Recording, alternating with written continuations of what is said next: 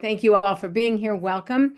I'm Janice Kaminer-Resnick, and I welcome you on behalf of members of our leadership team, which aside from me, includes former Congressman Mel Levine and former Los Angeles County Supervisor Zev Yaroslavsky. Welcome and many thanks to both Ambassador McFaul and Larry Diamond for once again making time to talk to our audience to help us gain the best possible understanding of the current state of global affairs. It is always an honor and it is always edifying to have you with us. Today, our topic is Trump's foreign policy, the impact on global democracy and U.S. national security. There's certainly a lot to talk about. Next week, we welcome Pulitzer Prize winning New York Times columnist Bret Stephens, who will be in conversation with LAists Larry Mantle on the topic, Still 45 Months to Go, Trump, America, and the World. Small topic. We should be able to cover all of that in 59 minutes. For our audience who observed the Easter holiday, we hope your holiday was great. I've already wished you, those who celebrate Passover, a good holiday now that it's over. And now just a word about Pope Francis. We want to express condolences on his passing. Less than 2 months ago, Pope Francis spoke these words: "The Holy Spirit impels us not to remain self-absorbed, but to keep walking towards God and walking towards our brothers and our sisters. Journeying together means consolidating the unity grounded in our common dignity without letting anyone be left behind or excluded." Close quote. Pope Francis may not have solved every problem that needs solving, but Pope Francis got a lot of things right. He was a humble man who wore his humanity on his sleeve and who showed compassion, especially for vulnerable populations. And he spoke out against what he saw as unjust and unfair practices, especially as those practices were directed at immigrants. In today's world, which is so full of mean-spirited leaders and inhumane practices, we join the world in mourning the death of Pope Francis, and we hope that the next Pope will carry on the legacy of openness and compassion that was the hallmark of his papacy. May he rest in peace. Now, please welcome my colleague, friend, and partner in this America at a Crossroads venture, former LA City Councilman and former LA County Supervisor, Zev Yaroslavsky, who will introduce tonight's guests. Zev? Thank you, Janice, and I want to share in the condolences and the thoughts that you expressed on Pope Francis. Even though many of us are not Catholic, somehow he was our pastor in so many fundamental ways. He led by example, by his deeds, not by his words alone. And so I join the Catholic community in mourning his loss. Some months ago, Ambassador Mike McFaul and Professor Larry Diamond appeared on America at a Crossroads. And here's how I introduced them on that evening. Tonight, we are poised to have a most timely topic: Ukraine and Russia, and we are privileged to be led in this discussion by two experts who are most qualified to do so. Well, it was timely then, and it's timely now. Tonight, the topic of the conversation will expand to American foreign policy and democracy writ large, but certainly Russia, Ukraine, and the United States is timely news today. Ambassador Michael McFaul is a leading expert on all things Russia. He is the director of the Freeman Spogli Institute for International Studies at Stanford University and holds several other academic posts there. He is one of the most knowledgeable experts on democratic movements in Russia and how Vladimir Putin consolidated power by suppressing and eliminating them. Mike was named ambassador to Russia in 2011 by President Barack Obama and served until early 2014. He arrived in Moscow as massive demonstrations unfolded in opposition to Putin's reassumption of the Russian presidency. As ambassador, he often met with pro-democracy activists who saw democratic prospects slipping away. This did not endear him to Putin, for whom McFaul has been a nemesis for years. He is the author of an outstanding book, From Cold War to Hot Peace. He is also, and he's got a book coming out this fall called Autocrats versus Democrats: China, Russia, America, and the New Global Disorder. And if it's anything like his first book, I can't wait to read it. Mike is also a regular commentator on MSNBC, and he has appeared frequently on this program on America at a Crossroads. He'll be in conversation tonight with Larry Diamond, a political sociologist and one of the country's foremost scholars in the field of global democracy studies. Larry is a senior fellow in global democracy at the Freeman Spogli Institute for International Studies at Stanford. the main center for research on international issues. He is a professor of political science and political sociology at Stanford. He served for 32 years as founding co-editor of the Journal of Democracy and continues as a consultant to the National Endowment for Democracy, although I'm not sure they're being funded anymore. Larry, you can shed some light on that. He has written 6 books on the subject of global democracy and has edited or co-edited more than 50 books on related subjects and authored countless articles on the subject. Larry is a frequent contributor to America at Crossroads, and we are honored that he will be in conversation with Ambassador McFaul this evening. And Larry and Mike, the floor is yours. Okay, thank you, Zev. Thank you, Janice, in part for those eloquent and heartfelt words about the late Pope Francis. Thank you, Mel Levine, as well. It's great to be with all of you and knowing that you're coming from my hometown of Los Angeles. So here we are, 3 months into this really unprecedented presidency. Will fill out the unprecedented for the next 55 minutes. Mike, I want to begin by talking about Russia's war on Ukraine. It's unbelievable that we've now entered the 4th year of that war. I don't think you or anybody else expected it to go this long. As a former ambassador to Russia, as a leading scholar of Russia, someone who has, sat across the table from Vladimir Putin, but it really needs to be underscored as an extremely close friend and frequent interlocutor to the Ukrainian government and civil society. Where do we stand now? How do you assess that conflict? Well, Larry, great to be back here with you. It's always good to be here. This is an incredible organization. It says participants are approaching 2,000. That is just an amazing achievement that this organization has. So it's an honor to be back. And I do think I'm going to get to Russia, Ukraine in a minute, but the unprecedented piece I think needs to be underscored and foot stomped. I expected a lot of change in terms of American foreign policy in Trump 2, but I underestimated the range across the board, and we're going to talk about those over the course of the hour. Just an extraordinarily challenging time from my perspective in terms of America's place in the world. So let's start with Russia, Ukraine. And again, I want to back up a little bit and tell you honestly, Larry, and 2,000 others that are here. Privately, I had many Ukrainian friends and colleagues in the government and outside of the government who were quietly optimistic about the re-election of President Trump. And the reason was the war was grinding on. They didn't really see a way out. There was growing frustration with the Biden administration. By the way, the Biden administration had growing frustration with the Ukrainians. That was just after 3 years of war. That's inevitable. That's not to blame any particular person, but they were thinking, well, there's going to be a change, and maybe that change will be disruptive in a good way. And then second, the presidential candidate Trump, as you may recall, said he was going to end this war in 24 hours.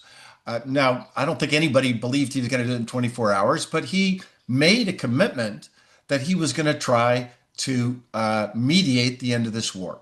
And I want to start by giving President Trump and his team credit for engaging to try to end this war and at least get a ceasefire that might then create the permissive conditions for a longer term negotiation. And they've been engaged. That's something good.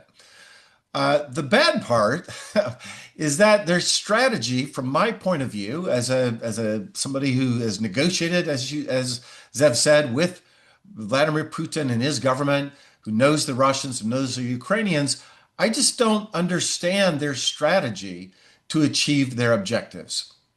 And the way I would cartoonize it, but happy to get into the details if you want to, is it's basically been all carrots for Vladimir Putin and all sticks for President Zelensky and his team.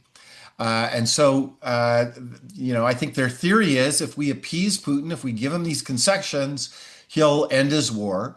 And part of those concessions meant putting pressure on the Ukrainians to give things to Vladimir Putin. And the list is pretty extraordinary on the concession side, right? First, establishing contact with that government.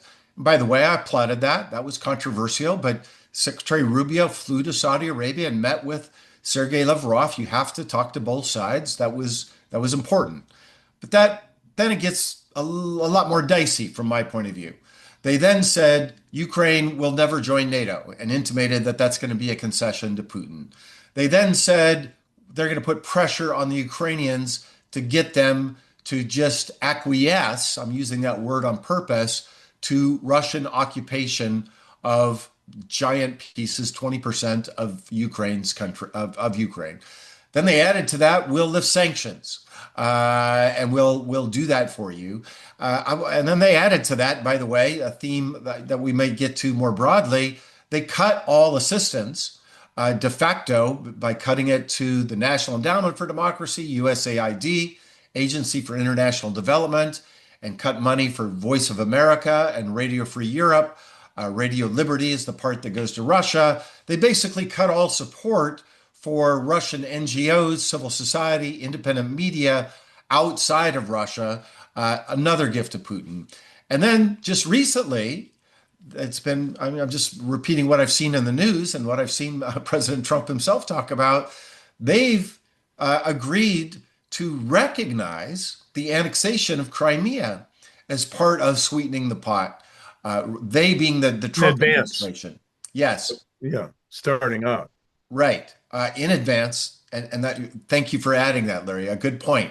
All of this has been done not in a negotiation process, but all front loading before you even get to the negotiations. And, you don't need to be a Russia specialist. I think it's diplomacy 101. Actually, I have Art of the Deal on my desk here. It's even, read Donald Trump, the business guy. You don't just give the other side everything they want and then hope that they might give something in return. And so I'm a little perplexed by the strategy. Most certainly, I know the Ukrainians are. And the last, just in the last several hours, the last thing that they're asking the Ukrainians to do is to go along with their plan to recognize Crimea as part of Russia. And so I just don't think that's an effective way to get a ceasefire, let alone a long-term negotiating strategy. Well, let alone a long-term negotiating strategy to finally bring about permanent peace. Yeah, it sounds like an effective strategy to sell out an ally and a vital democracy. But let's think a little bit over the horizon of what happens if, Trump is threatening, Witkoff is threatening, if we don't get a deal soon, we'll just walk away. But the walk away that I think we need to worry about is not just that they walk away from a current attempt at a peace agreement, they walk away from Ukraine. And an article in The Guardian last week had the title, U.S. military aid to Ukraine is about to cease. Is Europe ready? So, the question that I think many of us are worried about is what happens. Do you think Trump would really cut off military aid, permanently cease intelligence cooperation, and just say to Ukraine, we're walking away altogether. You're on your own. Goodbye and good luck. And then if that happens, the Guardian's question, is Europe ready? Well, I'm most certainly worried about that, Larry. And I'm worried for two reasons. One, if I were a member of the Trump team, you would have adopted a different negotiating strategy than the one I just described, right? And there are two different theories about this. One is just this is incompetence. Mr. Witkoff, I've never met him. He seems like he's a talented business guy, but I haven't seen a lot of aptitude about how to negotiate tough deals, right? But there's a second theory that they've never been serious about it from the first place, and that they're just waiting for a moment to walk away. And this idea about Crimea, you got to recognize Crimea as being part of Russia, is just a poison pill that then they can just blame the Ukrainians and then walk away. And there's, if you read what our president has said just in the last 24 hours, there's hints of that, right? That is a very dire scenario, not in terms of the negotiations. I want to be clear.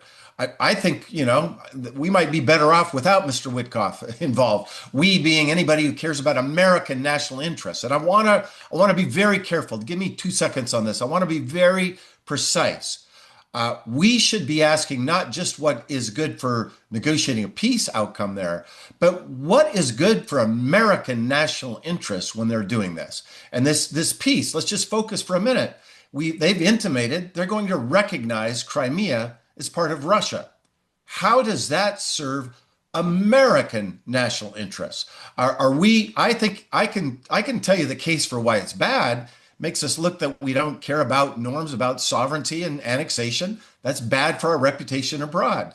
It'll get us in a big fight. We already got a big fight going on with our European allies. It'll get us into a bigger fight with them. Third, it will stimulate a big fight here at home, Larry. And by the way, I'm going to be a part of it because I don't, what are you doing, folks? That serves Putin's interests. I don't understand how it serves our interests. So that's just on the negotiating strategy. I just think there are actually negative consequences of not taking it very seriously that I don't think is getting enough attention. But to the question, The Guardian, I'm worried about it. I'm worried about the cutoff, exactly as you said, of a military assistance and intelligence assistance. And they're running out of what was approved before. I see no hints whatsoever that they're going to approve a new package. And that will be very detrimental for the Ukrainians. And tragically, I think that's exactly what Putin's waiting for. He wants his enemies to not have the weapons that they can to fight. Now, it won't happen overnight for 2 reasons that they'll just capitulate. 2 reasons. One, I think it's important for people to understand that the Ukrainians today are producing themselves a lot of the weapons that they're using. This has now become a drone war, and they're producing 1.5 million drones. They're estimated, and this year the Russians are too. That's not going to quit because we withdraw our assistance. That's good news. Second, to the point about The Guardian, the Europeans are now stepping up to provide more weapon systems and better weapon systems. That's a good sign. But there are certain kinds of weapon systems, when I talk to my Ukrainian colleagues, that they think can only come from the United States. And it's 2 things: missile defense systems, Patriots in particular. Yes, Europeans have others, but they really need the systems that they have to be replenished with rockets, interceptors from the United States. And 2, this weapon system called the HIMARS, which is not the long-term range fires, the ATACMS, but the HIMARS, which they think, again, I'm just reporting. I'm not a military expert. I'm not going to pretend to be one right now. But that is a crucial weapon system that they think they need from the United States, and they worry about losing it. All right. Well, before I leave Europe and pivot to Asia, as Biden said he was wanting to do, I want to ask about potentially the worst case scenario. I think people who hear, oh, Ukraine's producing its own weapons now to a considerable degree, Europe is going to step up to the plate. We really should be there, but if we pull out, it won't be a disaster. What's the worst case scenario for Ukraine, and what's the worst case scenario for NATO? Can NATO survive if we just walk away from this? Well, the worst case scenario for Ukraine is a year from now when we get together again here, Larry, that the Russians have been arming, and their military industrial complex is, full steam ahead right now. Putin, it's a dictatorship, so he can divert all those resources to the military. And they've got a lot of economic problems and they're suffering from sanctions. But dictatorships, I don't need to tell you, you know this better than I do, can last a long, long time. And that's what he's doing. And if the Ukrainians, just in terms of mass, cannot compete with that. And that will be, I think you'll see Putin at a minimum try to capture the complete four territories that he annexed on paper a couple years ago. And I wouldn't be surprised if he just tries to go all the way to Kiev. That's the worst. You Follow asked me Ukraine. worst case. That's the worst case scenario. For NATO, I'm also very worried about NATO. And I just want to be clear, like that's not it's not just like we leave it to them and everything's okay. That I think is a really bad way to think about American national security interests. This book that Zev graciously advertised. Part of why I wrote that book was to look at lessons from the Cold War for how to deal with China and Russia today. And by the way, I won't try to summarize the whole book right now. We'll do that another time. I have a whole chapter, Larry, on mistakes from the Cold War, right? I think just because we won, we think we did everything right. I know we didn't, but I think it's important to remember our mistakes, even when you win. I'm about to go watch the Warriors play. I hope everybody joins me. And I'm a huge basketball fan. I used to be a basketball coach. And when you win, everybody forgets about all the mistakes you made in the second quarter. But that's a mistake. We need to learn from our mistakes and not repeat them. But we also did a lot of important things, successful things during the Cold War. And I won't go through the whole list now. Maybe we'll talk about them later. But our greatest superpower in the Cold War was allies. We had great allies. They were democratic allies. They were strong. They were wealthy. They were loyal in Europe and Asia. And what I'm most concerned about in Trump 2.0 is we are unilaterally disarming what was our greatest superpower in the Cold War. And I think we need those allies not only to help defend against Putin's Russia, but also against communist, the Xi Jinping and the Communist Party of China. And if we get into a giant spitting match with our Europeans today, and God forbid, start to withdraw from NATO, you think they're going to be with us when we ask them to do things with respect to the Chinese? That's not the way the real world. I would go further than that. I mean, someone asked in a question here, what more could Trump be doing if he were truly, literally a Russian asset? And there must be days when you wake up and ask yourself the same question. But I think that first of all, we should probably offer an analogy to what preceded the Cold War, which is World War II. Yes. When, first of all, you had authoritarian states, particularly Germany and Japan, that put their economies and societies on pretty much a total war footing. Right. And it seems to me that is what Putin is doing now. And you can't meet that part way. If you don't meet that with a collective effort, the society that's willing the country, the dictator, to put all of its chips on 35 black is probably going to prevail. Yeah.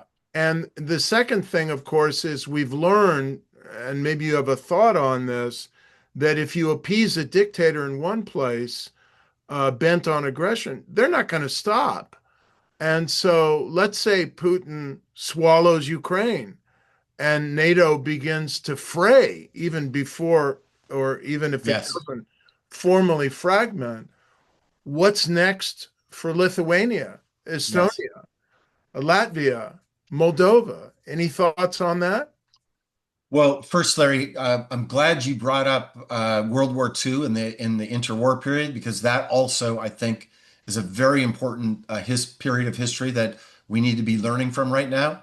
I relearned it for writing this book, and I got to tell you honestly, there were a lot of things I did not know, including about our own society and the millions of Americans that were supportive of the Nazis and the American first. I kind of learned it, but I didn't really learn it. And there are just so many analogies.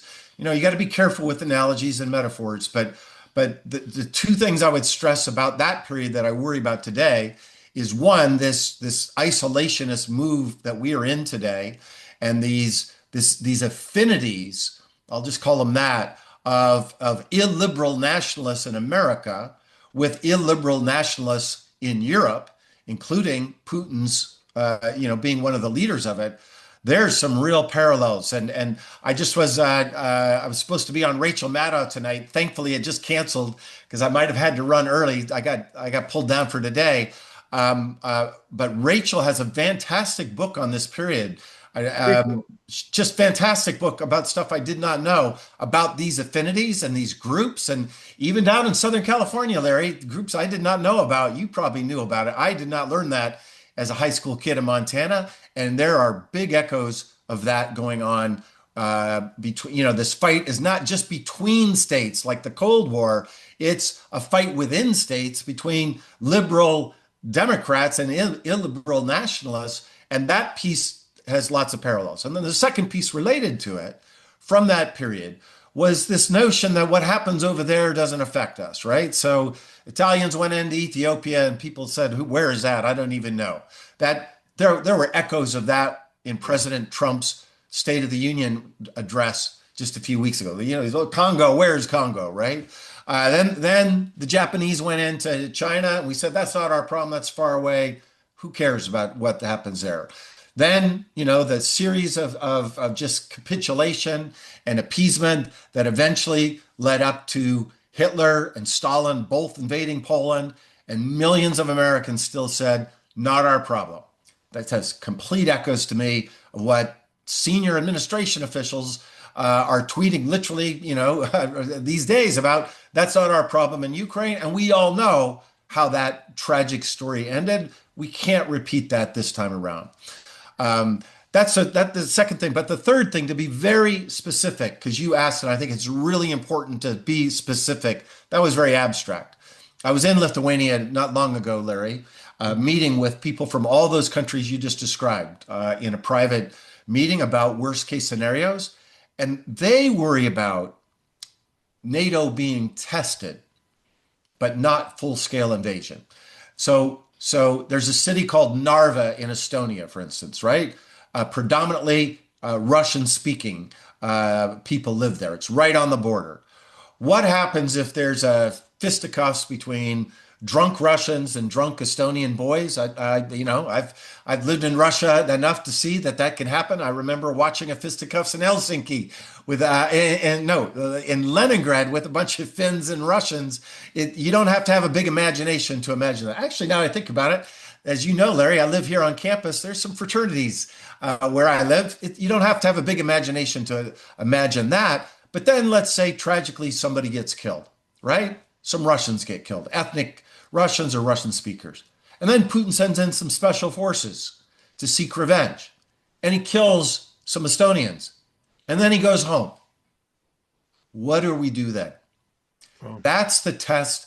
And I could talk about Lithuania in the same spirit. What do we do then? And their fear, the leaders on those frontline states, is we don't do anything.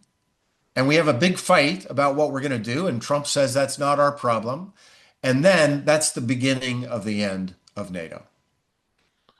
Well, let me say there's a parallel to this that increasingly is keeping me up at night, which is a similar scenario in Asia, in the Taiwan Strait. And this is a reason, as you know, we've talked about this a lot, Mike, and I know you're thinking about this too in your new book, where a similar scenario unfolds with respect to what the People's Republic of China might do to and in Taiwan. The noose is tightening.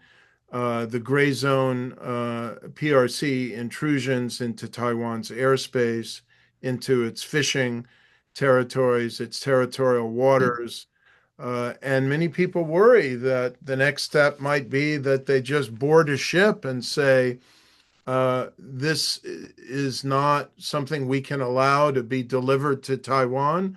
Maybe it has arms on it. Maybe they just begin to send a message that they're now going to start occasionally checking ships, that this is in the PRC's sovereignty. And so, what lesson might Beijing draw from the US walking away from the defense of Ukraine?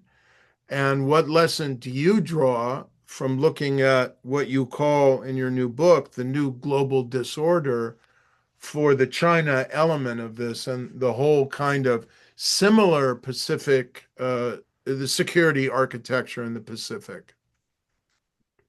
Well, Larry, I'm going to give my answer, but then you should give a follow-on answer to your I own will. question because you're the expert on this issue, not me.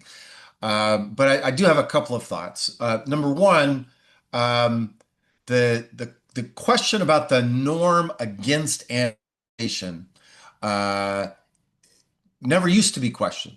We fought this horrific war in Europe and in Asia that was principally, about sovereignty and annexation. And then the leaders of the world got together and they crafted some norms to try to avoid World War III. And on the top of that list was about annexation. No more annexation. And, there were exceptions and there bits and pieces happened, through the Cold War. But what's striking to me is how little annexation there was. Larry, when I teach my course on American foreign policy here at Stanford, I start with a map of Europe. It's a 1,000-year history of Europe, and in 6 minutes. And what that map shows is just the borders changing all the time, right? Countries changing all the time. And then it stops in 45. And for decades, even during the Cold War, there was not a lot of annexation around the world, and most certainly not in Europe. And what troubles me the most is Putin violated that grotesquely, probably the biggest assault on that norm that we've had that I can think of since 45 or since 39. We should go back to 39. But then the second, if we acknowledge it and we say Crimea is yours, then that just adds to the erosion of that norm. And oh, by the way, when President Trump talks about annexing Greenland, he's also eroding that norm. And I just think that is very dangerous. And I was just in Taiwan, as you know, just a few weeks ago, and I can tell you they're very nervous about it. Publicly, of course, they don't talk about this. Privately, there's an anxiety there that is real and deep, greater than even the last time when the two of us were together there, Larry. And then the second thing I would say, and here I would defer to you, there is an anxiety more generally about whether the United States still wants to be the leader of the free world. And again, publicly, you would never hear this. Everybody's got to work with President Trump. They all understand that. Everybody's figuring out different angles and who they know and how they can get to him, and what business guy knows him that we can get to him. The whole world is doing that, right? Especially weaker places and weaker countries. But behind closed doors, there is this. I felt this real debate, this anxious debate. Are we at the end of this time when America wants to play this role? And then just the link to Ukraine that you know well, but I was still struck. I went to several offices to see Ukrainian flags in Taipei, right? They get that if this is allowed to happen in Europe, it's bad news for them. But what would you add, Larry? This is really your area of expertise.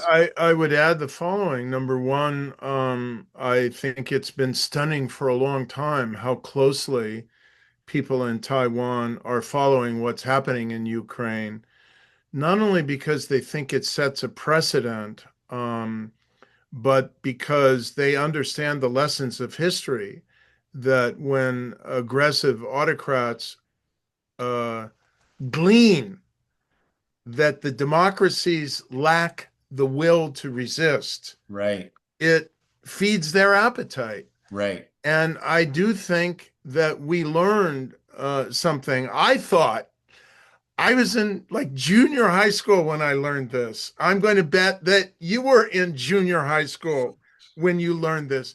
There was something called the Munich Pact, and that repeating the Munich Pact was as dumb and unforgivable a step as imposing Smoot-Hawley tariffs. Right. Like these were two things we learned that were biblical lessons of stupid, considered, self-defeating mistakes that no rational, responsible democratic leader would ever repeat. We're already repeating the latter, and I fear we're on the edge of repeating the former. And one of the things that worries me, Mike, you're getting around speaking more than I am. You're just coming from the heartland of your home state, I think last week. So, Yes. you can tell me whether you've been asked this question or what you're hearing. But one of the things that worries me is that I don't think the American people understand why preserving the democracy in Taiwan and the autonomy of Taiwan is so important to the world we want to live in, symbolically and practically. Symbolically, if the United States allows, if we and our allies allow a democracy of 23 million people to simply be swallowed in one big bite by an autocracy, it's not going to end there. It's going to shred confidence in the democracies of the world, in the United States, and lead to a fundamental shift in the balance of norms and the balance of power. And practically, if China takes over Taiwan, just look at the map. It's going to move its submarine fleet from Hainan Island to Taipei and control the whole, what we call Western Pacific. That's their exit from the first island chain.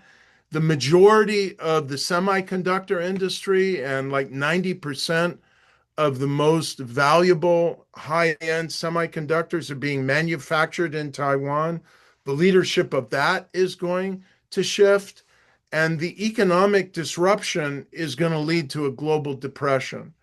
But I don't see a broad understanding of this in the American public, and therefore a willingness to do what is necessary and put our chips on the table to decisively deter China. Now, please tell me I'm wrong in my perception. Well, first of all, that was a great laydown and we should get that message to the American people, Larry. We have quite a few of the American people with us here tonight, a couple of thousand, but I would say a couple of things. Yeah, I spoke at Montana State last week. I was down in Fresno a few weeks ago. And when my book comes out, I have this commitment. It's broader than just your question. But I really do believe part of why we're in the mess we're in right now is because elites, including me, did not explain these arguments to the American people. And we just said, we'll take care of this in Washington and New York and Cambridge and Palo Alto. And we created a vacuum, and Mr. Trump came in with a different set of arguments that are kind of powerful, right? Like, even my mom in Montana, she's like, Mike, why should I send my money to Ukraine? I got my own problems here in Montana. We have to have an answer to that. And the book I wrote, Larry, is a big answer, way too big, way too long. But then I want to go and make that argument to the American people, because when we make the argument, I'll say something pessimistic and optimistic. To your specific question, this argument is not well understood, and it has to be made. Taiwan comes up in every one of my talks, and it is a hard sell. So the way you just articulated is the right way to do it. Having said that, the broader thing I'm struck by, is when I go to places like Montana State. First of all, 400 people show up. In Fresno, we had 1,100 people show up for a talk about America's place in the world. So this notion that people don't care, not interested, I get it that these are, it's blue dots in red states. I got that. But I'm always struck by how many people want to listen. Um, and I'm also struck to the theme that we're here today to talk about democracy and America's place in the world. There's a kind of cynicism in the Trump administration that Americans don't care about democracy and freedom and all this stuff. But when I talk about these things, those are my biggest applause lines because Americans don't want to be just a cynical transactional country. The Americans that come to my talk, they think we are different, that we are a different kind of country, that we were based, we're a country founded on values, not other kinds of identities. And whenever I talk about issues like freedom and liberty and democracy, that's when people get inspired. So, but we got to make those arguments. We just can't assume that people will go along with them. And especially today when we see the Trump administration gutting the architecture of American soft power, we've got to go to places like Montana and Idaho and, J.D. Vance's hometown in Iowa, and Ohio, excuse me, Middleton, Ohio. I gave a talk about my last book in his hometown because I wanted to go see where he's from, Hillbilly Elegy, right? And just so you know, everybody, if you've read Hillbilly Elegy, Middleton, Ohio, it's a nice place compared to where I grew up in Butte, Montana.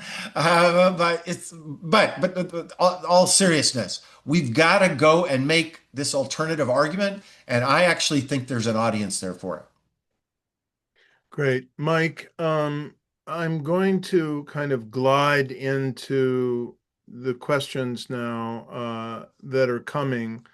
But before I do, I have to ask you about the assault on our architecture, our Yes. global infrastructure for promoting democracy and really projecting American soft power and American values in the world of freedom, openness, pluralism, free elections, and so on. Ronald Reagan would refer to the United States as a shining city on a hill. Right. And as you know, and have written about, in 1983, he gave the famous speech at Westminster called the Westminster speech that launched the National Endowment for Democracy. The Trump administration, and in particular, Elon Musk, OMB, and so on, they've strangled USAID. They've closed the Wilson Center. They've closed the U.S. Institute of Peace. They closed the Voice of America. Now a court has just ordered it to be reopened and the people hired. But there's a battle basically to engage in unilateral disarmament for the global battle for soft power.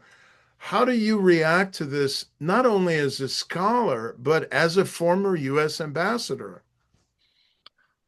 Well, multiple things. First, if you believe, not you personally, but if one believes, like I do, that we have entered a new era of great power competition led by China, but with Russia together with them, then we need our full arsenal of all of our instruments of diplomacy and influence to win this struggle. Because I think it's going to be a long, hard struggle. And there's some things that are like the Cold War, but there's some things that are not like the Cold War that make this era even more challenging, right? But going back to things we did right in the Cold War, we set up this architecture, Larry, and we had better ideas of democracy versus dictatorship, but we didn't just sit on our hands and wait for the world to become democratic. We invested in trying to make it that way. USAID created in 1961. It's not an accident, folks, that it was created in 1961 at the height of the Cold War, because President Kennedy understood that we were in this fight and the Soviets were giving assistance all over the world, so we had to do the same. You already mentioned NED in that speech. That was a brilliant institutional change that Ronald Reagan initiated, and I know it had great beneficiary outcomes all over the world. Student exchanges, they're going after student exchanges. Think about how absurd that is. And I won't try to go through the whole list, But when I look at it, here's the strategy. We got to deal with China. In my view, we have to contain China. I'm not afraid to use that word. We also have to engage with them. That was part of what we did in the Cold War too. But when I look at the Trump strategy, including tariffs, by the way, alienating the whole world, it feels like they're doing everything you would want to do to help the Chinese. And by the way, I should add to that list because I'm sitting on a campus. One of the great things we did during the Cold War was we invested in our research institutions and just brilliant, I think 2.1% in the 60s, we got up to the research and development investments. But that was a major advantage we had vis-a-vis the Soviets. And it's still a major advantage we have vis-a-vis the Chinese today. We have 22 of the top 50 universities in the world. They only have 4, but they're gutting that too. And I just honestly have to say, I do not understand the strategy. If you think the Chinese threat is as serious as I do, we're doing everything to weaken our ability to compete with them. And the last thing I would say on this, Larry, that really bothers me as a social scientist more than anything. Oh, you asked about ambassador. I'll come back to that in a minute. But as a social scientist, I got a lot of different hats. They're doing it with no data. They're claiming, including Secretary Rubio when he announced his new plan for the State Department. He said, we got to gut these pieces, the DRL, democracy and human rights and labor. And he made these very pejorative statements because they were captured by, and I'm now paraphrasing, so forgive me, but woke radicals, right? He actually said that on Substack. And this is, you've heard Elon Musk say this about Radio Free Asia, Voice of America, Radio Liberty. They were captured by this woke group, right? Well, I want to see the data to support that hypothesis because there's no doubt USAID, Radio Free Europe, Millennium Challenge Account Corporation. Of course, we need a reform. I've actually written a lot about that over the year, actually over the decades. I'm all for reform. We got to get better, but to do it with no data and just slash and burn, just makes no sense. And it suggests to me that maybe there's other kind of motives at play here. I don't know that to be true, but it worries me that we're doing this with no data to support the hypothesis that this is captured by these woke groups. Well, let's come to a very specific part of the world. Someone asked about this, where it seems now, according to a leaked memo published in the New York Times, they particularly want to retrench on American diplomatic engagement. Yes. A continent you know somewhat because you did your doctoral dissertation research partly on that continent. Yeah. Nearing the end of the Cold War, namely sub-Saharan Africa. This is the continent that is going to add the largest number of people to the world over the next 3 decades. In fact, it's the only region of the world where there's going to be significant population growth going out several decades. It's potentially the most dynamic economic area of the world. And it's the area of the world that will breed more pandemics, more refugees, more terrorism, and more what you wrote about in your book, global disorder, if we don't help steer it in the direction of development and responsible governance. Yeah. Then, of course, there is a competition for natural resources, for minerals, for markets, and for geopolitical influence. So let me ask you this specific question. What will it mean if we just say, well, it's a bunch of, I'm going to quote Donald Trump now, so I want our listeners not to blame me for this. It's a bunch of shithole countries. Let's close down 2/3 of our embassies. What difference will that make? Well, again, Larry, you're more the expert on Africa than I am. I used to be an expert. That was a long time ago. But you know what it means to have an embassy on the ground. Absolutely. And I would just say a few things. So, number one, in an era of great power competition, Africa is a part of that. And how do we know? Because that's where the Chinese are focused on all kinds of things, Belt and Road Initiative, and they know where all those minerals are that you just talked about. They're focused like a laser on that continent, and for the economic opportunity that you talked about, and also to control threats that can come to us, right? And this notion that we can just, shut our borders up and just live alone in autarky, and kind of all on 1950s, or Trump actually lives the 19th century. It's just so we can't do that. It's just naive. It can't happen. Missiles, cyber attacks, and pandemics. These are all transnational thing. It takes minutes for us to be attacked. It's naive. It's utopian. But the other piece I would say to this is, let's say all you care about is national security. And then you say, oh, Mike, I get it. You're just one of these bleeding heart liberals. You care about these soft things like democracy and human rights. All I care about is the military. Well, guess what?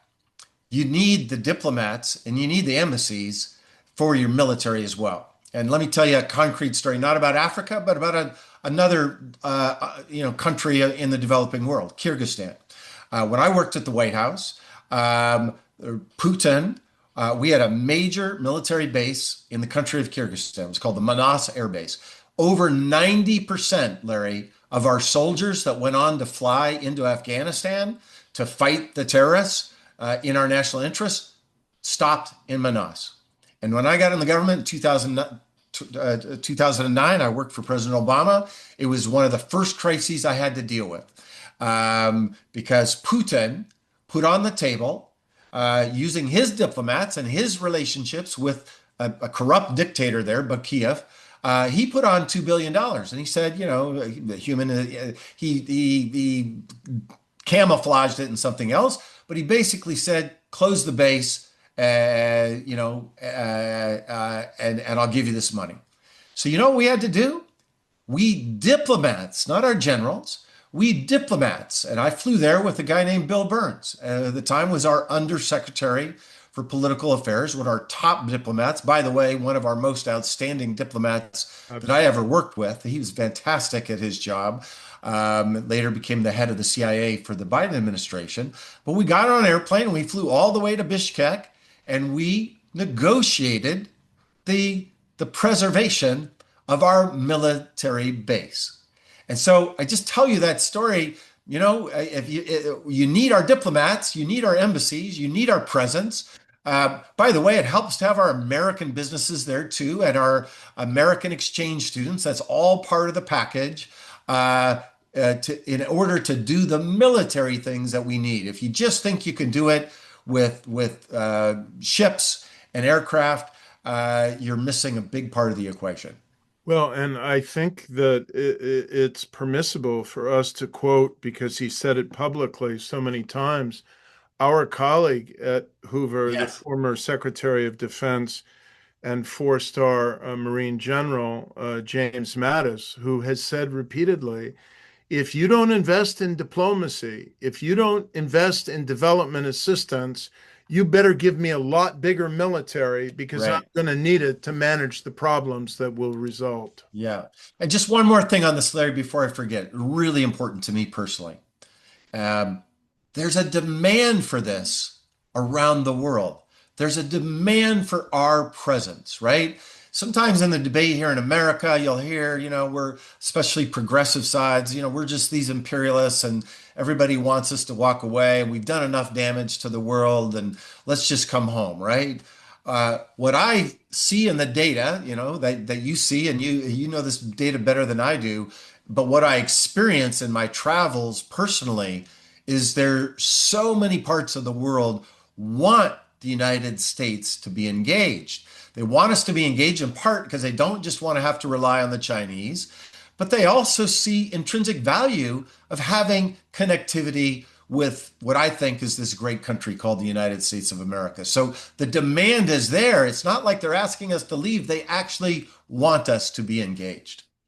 And I think at this point, Mike, I can do something a little bit unconventional coming from my office at the Center on Democracy, Development, and the Rule of Law at the Freeman Spogli Institute for International Studies that you lead.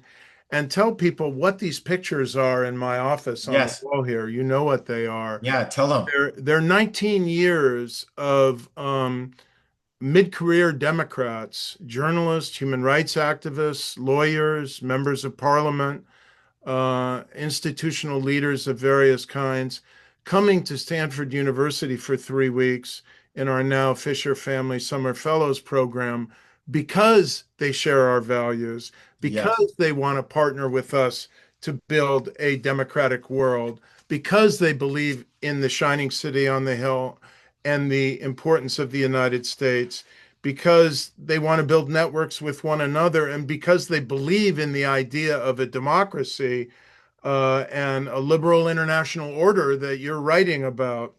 So I guess in conclusion, we've only got about 3, 4 minutes here. I'll ask you to reflect on the question that many people are sharing, Susan, Lisa, others, in this webinar. What do we lose if we lose that? And what is going on in terms of what appears to be an assault by the President of the United States, talk about unprecedented, on our democracy in the United States? Well, that's a giant question to end on, and we should get together and have another discussion about it where I ask you the questions, Larry, because you're the expert, not me. But in closing, I'd say two things. Um, I worry that if we continue this course, that we're going to be in big trouble in the world. We're going to lose this era of great power competition. And if we alienate the whole world in the different ways, they're going to start turning the other way. And the idea that we're going to prevail, I'm pessimistic about that. I think it could be disastrous for our security, but especially disastrous for our prosperity. If we think we can go it alone and we're going to prevail, I'm really worried about that hypothesis. I think it could make us all worse off, and my children worse off, and their grandchildren worse off. I really think we are at this critical turning point in the history of the world and America's place in it. But I'm still optimistic because the assaults have been happening here to our own democratic institutions. I'm not going to try to summarize them in 90 seconds, but they're still there. And therefore, I just think we all have to do more, Larry. I mean, I know you're doing more. You never sleep. But if you have the same diagnostics, you just can't get together with your friends and complain about it. You got to get engaged. You just have to get engaged to defend our democracy and defend our place in the world. I was just on a panel with Senator Max Baucus, Ambassador Max Baucus, and Bozeman, and we got to the end of our hour, just like we did here, Larry, and somebody said, "What do I do, Senator Baucus?" Right? And he said, "Call Steve Daines." That's another senator from my same hometown in Bozeman. Partner. By the way, my former debate partner, who I also saw on this trip. And he just said, "You think it doesn't matter?" This is a guy, he was the longest serving senator from Montana in American history. He says, "You think it doesn't matter? It matters." And then he just talked about it. Okay, maybe the first time they hang up on you. Then you call back. Then you call back. Then you call back.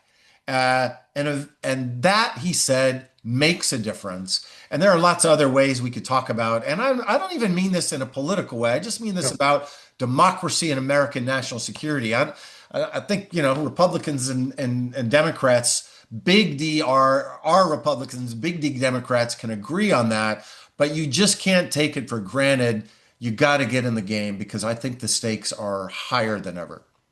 Well, as another of our Hoover Institution revered colleagues, the late Secretary of State George Shultz used to say, and he handed out ties and scarves that said this, you will remember, democracy is not a spectator sport. Yes. Mike, I'll just close by saying that I think it's very important that Americans understand the enormity of the stakes, that we're fighting not just for for our own freedom in the United States and a democratic way of life, but whether we're going to live in a world dominated by a neo-totalitarian state, which is what the People's Republic of China is.